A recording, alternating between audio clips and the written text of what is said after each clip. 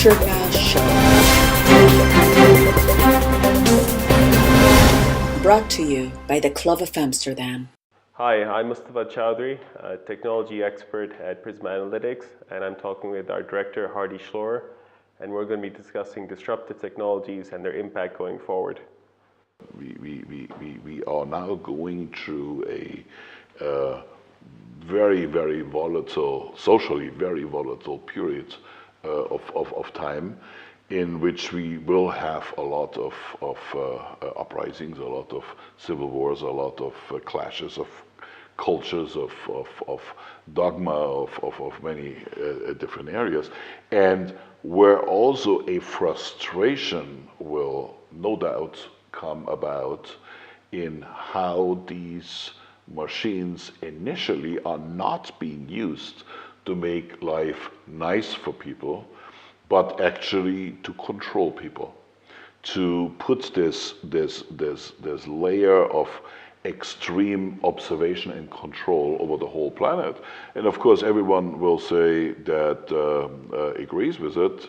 Yeah, this is what we need to be secure because we have all these people out there that are you know, terrorists and this and that and whatever crimes to do and drugs and who knows what. So yes, there is that element, you know.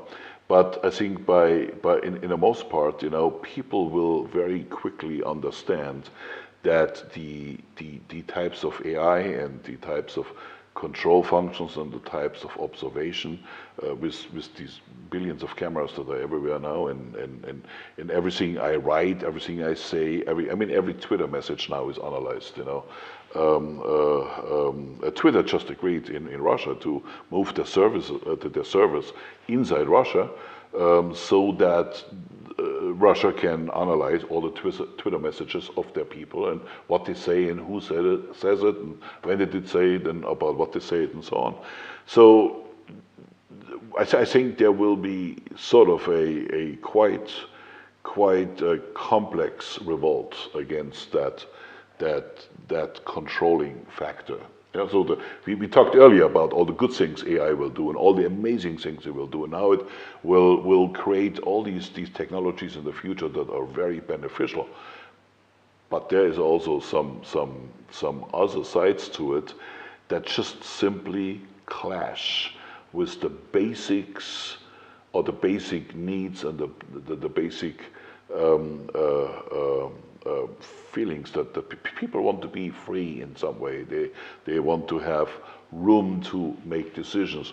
Do I want to do this or not? You know, but it will have room for less and less and less decisions as we have more and more people on this planet, and we seemingly need at least some that are responsible for maintaining some law and order on this planet, seem to think that, you know, excessive control of everybody in every aspect, anything they write, everything they say, and so on, will now have an effect. And I mean, there are some. Let's look the other day at the sci-fi movie where actually two people were in the privacy of their home talking with each other, and suddenly the patrol came and said that, you know, he had said something that is not allowable, you know, under the new code of so and so on. So yeah, these are the dark sides also. Soldierless machines is another a really dark thing. To build on some of the dark side, you mentioned rising automation, loss of jobs. What impact will this have on education, and what impact will this have on people? Because we have been programmed since the Industrial Revolution that you have to specialize, become a job, become good at something, and perform it for the rest of your life. There's more and more evidence that artificial intelligence is going to change this model completely. Are we prepared for this? Well, I think we could be if we were willing to give up some things which have not really benefited us at the first place. we have to give up possibly the concept of money. And the reason for that is that, first of all, in order to participate in this world, you have to have money. You have to pay rent, you have to buy your food, you have to drive a car, you need to buy gasoline, all these things. You want to have entertainment, you have to have money, otherwise you cannot exist. Well, let me interrupt you there, but you do bring up concepts in your book that show us how to move away from this, the GVE being one of them. That is correct. Yes, let me perhaps address that. I mean, obviously, it's better you read the book and then you understand it in more in depth. But the point here is that let's talk about jobs.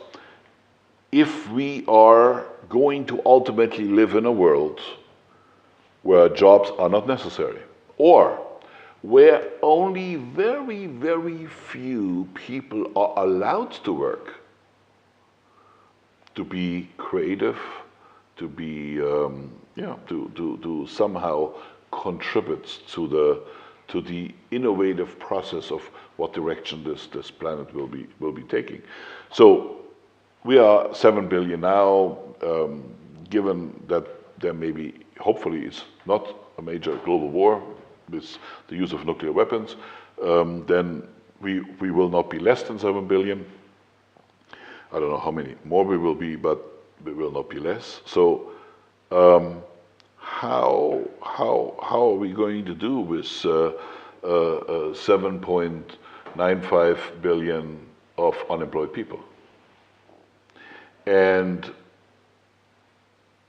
the notion that, well, you need to work hard and earn money, and if you do that, then you deserve, to eat and live. I think these trends are about to collide heavily, because we have more and more people that will not find employment, and not even equipped to contribute in any way. I mean, whole branches of jobs will just die overnight everywhere. No? So if you look at, for example, the I think it's the i3 factory in Germany for the BMW. I mean, you look inside the production plant. There isn't any person there. No one. It's completely robotic from A to C. No? How do we do that? The only exit strategy we have is that we give up the idea of having to have money to live. Or you alternatively figure out how do you eradicate, most of the people on this planet. That doesn't sound to me like a idea that anyone would want to agree with. We may be closer to the second one than the first one, though, unfortunately. Yes, unfortunately that is true, because we are also getting ready to engage in these catastrophic conflicts, and that may be even, and I hate to say that term, even that may be a temporary answer to the problem of severe job loss, But look, the point is that we have to arrive at a world in the future that is completely run technologically, that produces technologically, that manages resources in a much wiser way than people do. I mean, what we do today is we still try to grab resources where we can. I mean, China, for example, goes into Africa and tries to buy up Africa to secure resources for itself. Never mind whether Africa needs them tomorrow or not, as long as China has them today. So we still have that predatory instinct where if it's my culture and my culture needs to survive, and whether your culture does, we don't care about. Well, I think we need to find here a transition to where, one, we understand that steepening economic divide is a major input to revolution and to unrest by people, and where the increasing technologization will also just add more fuel to the fire. We will arrive, no doubt, in the next 10 years at a point where we actually have to say, maybe money was a bad idea. Maybe we use something else. Maybe we work it in a different way. I mean, the currency of tomorrow is not going to be money anyway. It's going to be information. It's going to be the right information at the right moment, at the right time, about the right thing to be executed in the right way. And that's not going to be done by humans. It's going to be done by machines as well. Where does that leave us, you know? Now, in Switzerland, they very recently they voted on what they call the Grundeinkommen, the base income. And the base income was something that was supposed to be available to everybody, and so that everybody that is a Swiss citizen can receive a certain amount of money that allows him at least to have the most basic needs covered. It was voted down. Obviously, the time is not yet ripe for these kind of things. But you see where the trend is going, because the idea about the base income is not a new one. It's about 15 years around already, 20 years around. The changes here are there's no question they cannot be changed. We cannot get into this new environment with the old tools that we are using, you know, which is competition, which is I have more money than you know, and I have a way to keep it, and you not, and I'm going to take it from you, and I want your resources, and I want your people, and I want to sell my conflict over here so I can make some more money. All of these things are not sustainable. It doesn't matter whether I think that they are good ideas or not, you know. Maybe I would love to make a lot of money on weapons, and I think, yeah, this is a really great idea, but it's not sustainable.